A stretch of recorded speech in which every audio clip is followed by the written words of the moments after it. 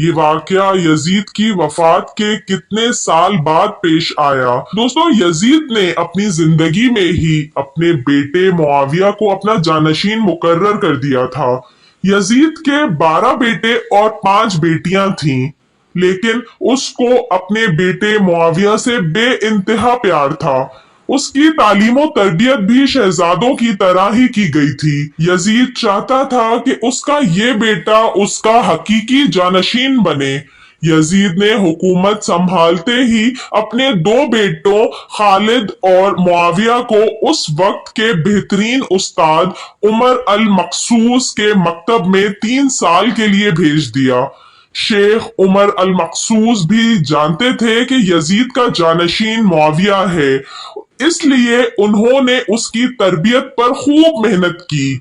61 हिजरी में जब वाकया करबला पेश आया तो शेख अल मखसूस को बहुत तकलीफ पहुंची, क्योंकि आपका दिल मोहब्बत अहले बैत से तड़पता था। इसीलिए आपने यजीद के उन दोनों बेटों को अजमत अहले बैत से खूब रोशनास कराया। एक तरफ करबला का वाकया पेश आया और जगह जगह यजीद के खिलाफ बगावत उठने लगी। दूसरी तरफ मुआविया, जो यजीद का जानशीन था, उसकी तरबियत एक सच्चे आशिक रसूल कर रहे थे। वाकया करबला के तीसरे साल 683 ईस्वी में यजीद इबरतनाक मौत से दोचार हुआ तो मुआविया इब्ने यजीद 20 साल की उम्र में तख्ते जानशीन हुआ। जैसे ही मुआविया इब्ने यजीद तख्ते जानशीन हुआ तो उस्ताद मोहतरम की मेहनत रंग लाने लगी। उसने आते साथ ही वाकया करबला की तहकीकात और महज 40वें दिन लोगों को अपनी बैत से आजाद कर दी। बाज़ रिवायत में मुआविया बिन यजीद ने 3 माह तक हुकूमत की। 20 साल की उम्र जवानी का ऐसा दौर है जब इंसान की ख्वाहिशात की मुंह जोरी उरूज पर होती है। यजीद का जानशीन होना और पूरे इस्लामी मुमलिकत पर हुक्मरानी करना अपनी तमाम जायज और नाजायज ख्वाहिशात को पूरा करने के लिए बेहतरीन मौका था।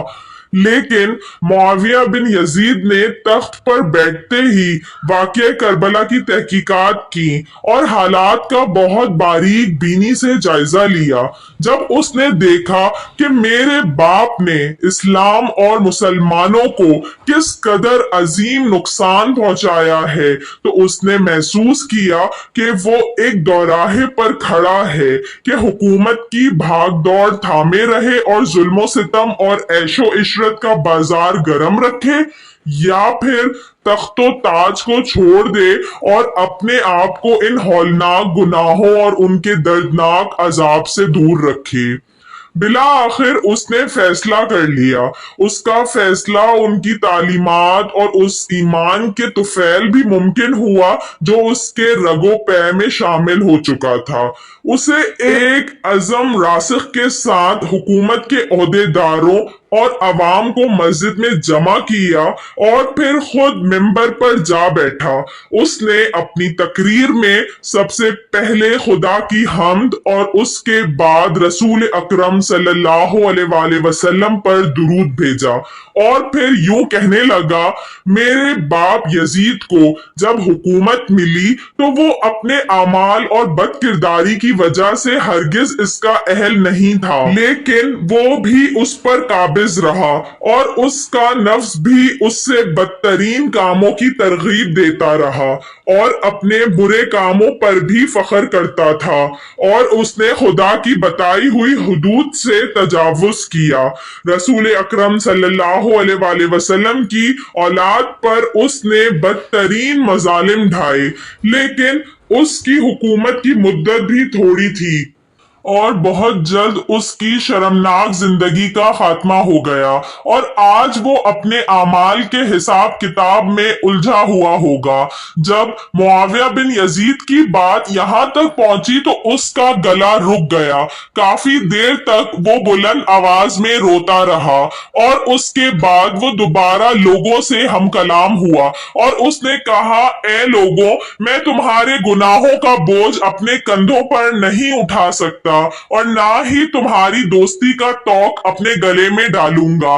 मेरी ख्वाहिश तो ये है कि हुकूमत शहजादा हुसैन हजरत ज़ैनुल आबदीन के हवाले कर दी जाए, या अब तुम खुद जो बेहतर समझो वो करो, या वो हुकूमत करे जिसका तुम इंतखाब करो। मैं अपनी बैत से तुम लोगों पर से हाथ उठाता हूँ और इस खिलाफत को ठुकराता हूँ। मुआविया बिन जैद के जुमलों ने महफिल में तूफान बर्पा कर दिया। फिर मुआविया बिन यजीद मेंबर से उतर गया। उसकी माँ और देगर अजीजो अकारिब आए तो देखा कि रोए जा रहा है, तो उसकी माँ ने कहा, काश तुम हैज का चीतड़ा ही होते और मैं तुम्हारी खबर ना सुनती।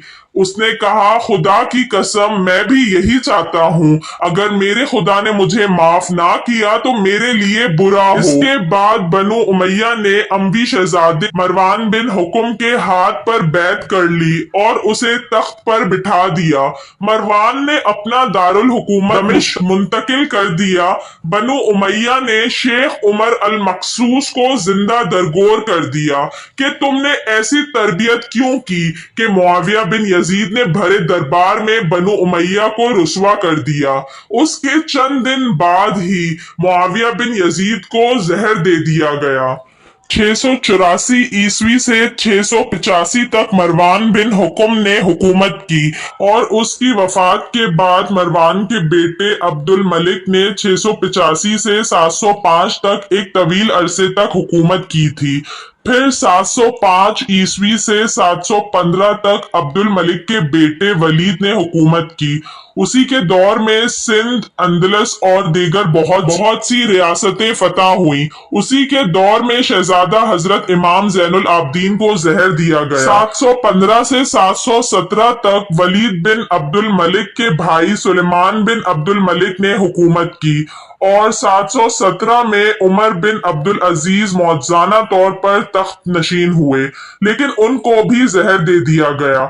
720 से 724 तक वलीद बिन अब्दुल मलिक और सुलेमान बिन अब्दुल मलिक के भाई यजीद बिन अब्दुल मलिक ने हुकूमत की बागडोर संभाल ली। उसके बाद हशाम बिन अब्दुल मलिक, वलीद बिन यजीद, यजीद बिन वलीद, इब्राहिम बिन वलीद और मरवान बिन मोहम्मद ने बतरतीब हुकूमत की और 750 ईस्वी में बनु उमैया की हुकूमत का तख्त बनु अब्बास ने उलट दिया। बनु उमैया का आखिरी हुक्मरान मरवान सानी एक इंतहाई सस्ता और डरपोक हुक्मरान था, जिसने अबू मुस्लिम खरासानी के हाथों शिकस्त खाई और यूं बनु अब्बास की हुक्मरानी शुरू हुई। तारीख की किताबों में दर्ज है कि अबू मुस्लिम खरासानी ने बनु अब्बास के अबू जाफर अल मंसूर और उनके भाई अबू अल अब्बास अल सफ़ा को हुक्मरानी सौंप दी। इस तरह बनु अब्बास के पहले हुक्मरान ने आते ही बनु उमैया का नामो निशान मिटाने की कसम खाई। बहुत से लोगों को कत्ल कर दिया गया और करबला के वाक़ये में मुलव्विस तमाम किरदारों की कब्रें तक खोद दी गई। इस तरह बनु अब्बास के हुक्मरान अबू अल अब्बास अल सफ़ा ने यजीद की कब्र को भी खुदवाया और ये काम उसने अपनी निगरानी में करवाया। वो चाहता था कि यजीद की कब्र को निकाले और उसकी लाश को सूली पर लटकाए। चुनाचा यजीद की वफात के 65 साल बाद उसकी कब्र को उस वक्त के हुक्मरान अबू जाफर और अबू अल अब्बास की निगरानी में खुदवाया गया। यहाँ जब कब्र को खोला गया तो सब देखकर हैरान रह गए कि उसमें